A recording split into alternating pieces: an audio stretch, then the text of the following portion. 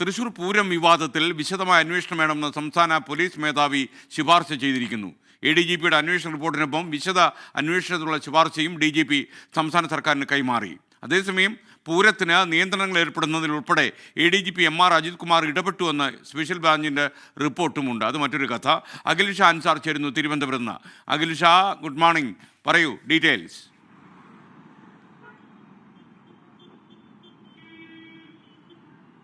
Good morning. കഴിഞ്ഞ ദിവസമാണ് തൃശൂർ പൂരം അലങ്കോലപ്പെടുത്തലുമായി ബന്ധപ്പെട്ട് ADGP MR അജിത് കുമാറിന്റെ അന്വേഷണ റിപ്പോർട്ട് DGPക്ക് കൈമാറുന്നത്. അതിപ്പോൾ മുഖ്യമന്ത്രിക്ക് കൈമാറിയിട്ടുണ്ട്. മുഖ്യമന്ത്രിക്ക് ഇതിനോടൊപ്പം ഒരു ശുപാർശയും DGP നൽകിയിട്ടുണ്ട് സർക്കാരിന്. അതായത് ഈ വിഷയത്തിൽ അടിയന്തരമായ അല്ലെങ്കിൽ വിശദമായ ഒരു പരിശോധന, വിശദമായ ഒരു അന്വേഷണം വേണമെന്നുള്ള ശുപാർശയും DGP സർക്കാരിന് നൽകിയിട്ടുണ്ട്. എന്തായാലും മുഖ്യമന്ത്രി ആയിരിക്കും ഈ ശുപാർശയിലടക്കം കൂടുതൽ തീരുമാനമെടുക്കുക. ഈ റിപ്പോർട്ട് പരിശോധിച്ച് അതിന്മേൽ വേണ്ട നടപടികൾ സ്വീകരിക്കാനുള്ള നിർദ്ദേശങ്ങളും മുഖ്യമന്ത്രിയുടെ ഭാഗത്തു നിന്നാകും ഉണ്ടാവുക എന്നുള്ളതാണ് ഏറ്റവും പ്രധാനപ്പെട്ട കാര്യം. എന്തായാലും നമ്മൾ കണ്ടതുപോലെ തന്നെ, കഴിഞ്ഞ ദിവസം നമ്മൾ പുറത്തുവിട്ടതുപോലെ തന്നെയുള്ള കാര്യങ്ങളാണ് ഈ റിപ്പോർട്ടിൽ ഉള്ളതെന്നുള്ളതാണ്. തിരുവമ്പാടി ദേവസ്വത്തെ അടക്കം പ്രതിസ്ഥാനത്ത് നിർത്തുന്ന ഒരു റിപ്പോർട്ടാണ് നിലവിലുള്ളത്.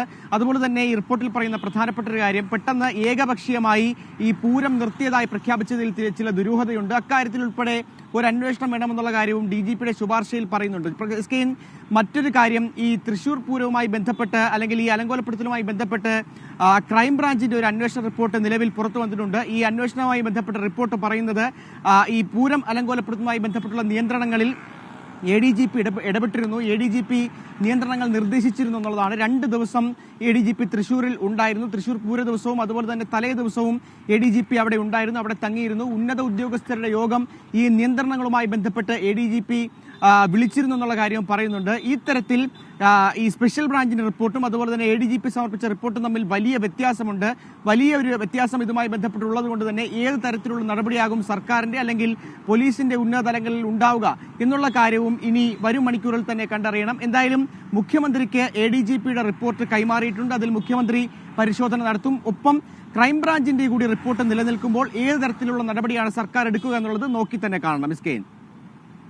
Thank you. നമുക്കൊപ്പം ചേർന്നത് അഖിൽ ഷാ അൻസാറാണ്.